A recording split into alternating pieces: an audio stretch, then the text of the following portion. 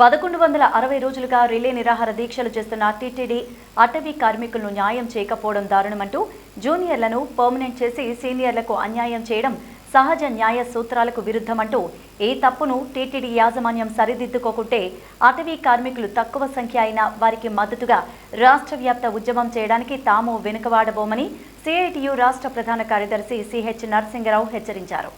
TTD కార్మికులకు మద్దతు తెలిపిన ఆయన మాట్లాడుతూ రాష్ట్రంలో జగన్మోహన్ రెడ్డి పాలన కార్మిక వ్యతిరేకంగా తయారైందని, ధార్మిక సంస్థ టీటీడీలోనూ ఈ ధోరణులు పెరిగిపోయాయని విమర్శించారు. తిరుమల కొండ పచ్చదనానికి కారకులైన అటవీ కార్మికుల పట్ల టీటీడీ యాజమాన్యం మొండి వైఖరిని సమాజం యావత్తు ఏవగించుకునేటట్టు ఉందని గుర్తు చేశారు.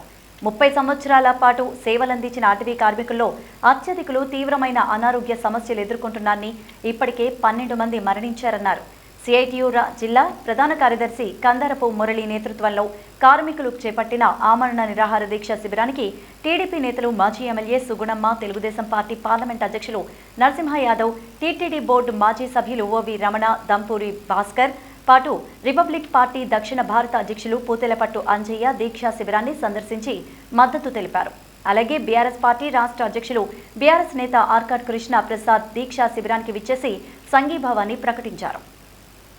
ప్రభుత్వం కూడా మోడీ కూడా ఈ రోజుకి కూడా స్టీల్ ప్లాంట్ ప్రైవేట్ చేయకుండా వెనక్కాల కొట్టగలిగామని సవాల్ చేసి చెప్పగలుగుతున్నాం.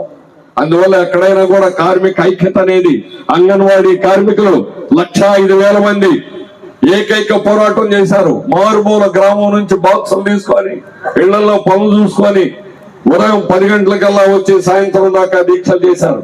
ఏ పిలిపిస్తా పిలుపు పాటించారు. ఎమ్మెల్యేలు ఇళ్లు ముట్టడి చేశారు, మంత్రులు ఇళ్లు ముట్టడి చేశారు, భిక్షాటన చేశారు. వాళ్ళ రోజుకొక పోరాటం, వినూత్నమైనటువంటి పోరాటాల్లో ప్రతి రోజు ఒక పోరాటం ప్రభుత్వానికి రుచి చూపించారు. 42 రోజులు రుచి చూస్తే గాని జగన్మోహన్ రెడ్డి గారికి అర్థం కాలేదు. అప్పుడు దిగొచ్చి మా ఒప్పందానికి సంతకాలు పెట్టి ఈ రోజు ఒప్పందం అనేటువంటి చేయడం అనేటువంటి జరిగింది. ఆ విధంగా అంగన్వాడీలు 1,05,000 మంది విజయానికి వాళ్ళ యొక్క ఐక్యత ప్రధానమైనటువంటి కారణం. అయితే ఇక్కడ అటవీ కార్మికుల పోరాటానికి కొన్న బలహీనత ఏంటంటే మీరు 200 మంది. అందుకని ఈ 200 మంది ఏం చేస్తారులే నాకు చెవిరెడ్డి భాస్కర్ రెడ్డి గారు అనుకుంటున్నారు. చెవిరెడ్డి భాస్కర్ రెడ్డిని భూమిలోకి పాతి పెడతాం, ఊరికే వదిలిపెట్టాం. నువ్వు చేసిన తప్పుడు పని ధర్మారెడ్డి నువ్వు కలిసి చేసిన కుట్రది. అందువల్లనే మేము రోడ్ల మీదకి రావాల్సి వచ్చింది. నిన్ను పాతి పెడతాం, వదిలిపెట్టమని సవాల్ చేసి చెప్తున్నావు. నువ్వు ఇక్కడ నగరవరని తరం కాదు. నువ్వు చేసిన ఇసుక పాపాలని బయట పెడతావు, నువ్వు చేసిన దొంగ పనులని కూడా బయటికి తెస్తావు. రాష్ట్రం అంతా ఇక్కడే కాదు, రాష్ట్రం అంతా కర్పతాలు వేసి కోటి కర్పతాలు వేసి పంచుతావు. నువ్వు కానీ ఇదే తప్పుడు పని కానీ నీ తప్పును సరిదిద్దుకో. నీకు అవకాశం ఇస్తున్నావు.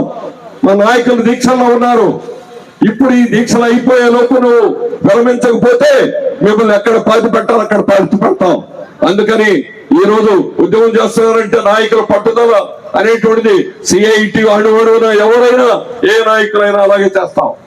కార్మిక వర్గం కోసం త్యాగం చేసేటువంటి సంఘం ఇది, సంస్థ ఇది. అన్న బాలయ్య చెప్పాడు 80 ఇక్కడ స్థాపించి అదే నండూరి ప్రసాద్ గారు ఇక్కడ నుంచి బస్సు వచ్చారు. ఆ రోజుల్లో ఇంత అనుకూలంగా ట్రైన్లు లేవు, కాళ్ళంతా ఊరి. అయినా ఏమిటనంటే నేను తిరుపతిలో టీటీడీ ఫారెస్ట్ యూనియన్ పెట్టి వచ్చానని చెప్పాడు మాకు. మేము అప్పుడే యూనివర్సిటీ నుంచి బయటకు వచ్చారు, రాఘవ్ గారు నేను. మేము విశాఖపట్నంలో యూనియన్ ప్రారంభించే ముందు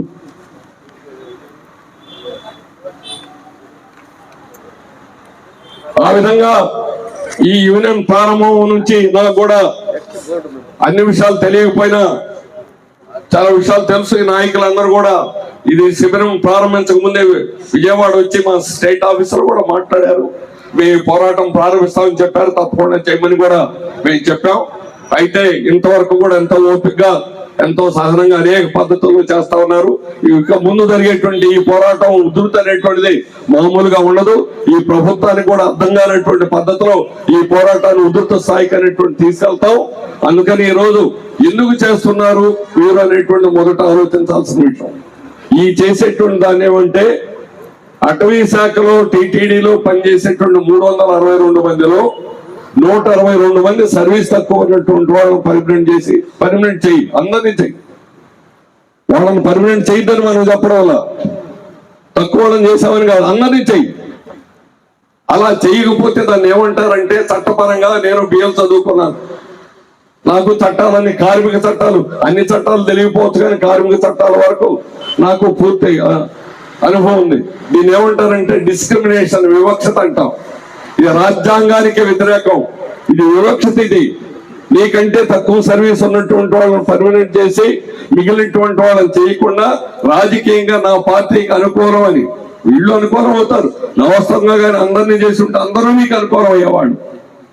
ఈరోజు అంగన్వాడీలో చూసాం, భర్తలు వైఎస్ఆర్ పార్టీలో ఉన్నటువంటి వాళ్ళు స్కూటర్ల మీద తీసుకొచ్చి మన టెంట్ల దగ్గర దించారు, ఎంపీటీసీలు దించారు, కార్పొరేటర్లు దించారు.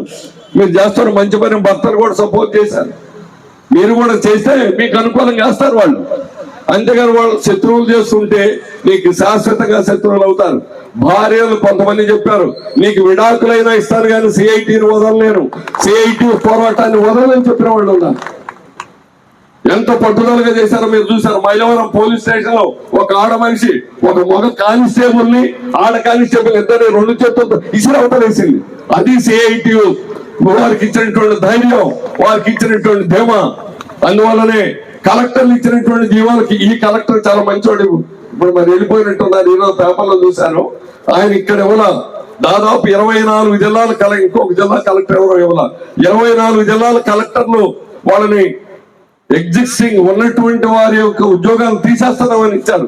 షోకాజ్ నోటీసులు ఇచ్చారు. మేము చెప్పారు 4 గీసుకోవడానికి కూడా పనికిరావు, ఆ షోకాజ్ నోటీసులు ఇసిరి కొట్టండి అని.